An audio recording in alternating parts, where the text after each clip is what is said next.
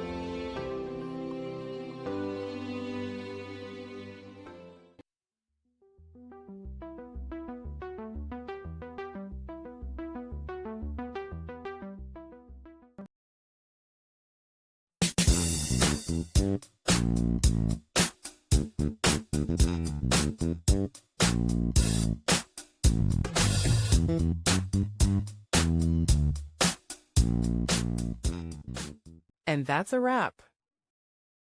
I hope you found the answer you were looking for. If you did, take a second to hit that subscribe button. It really helps out. And let me know in the comments which solution worked best for you. See you next time in the debug zone.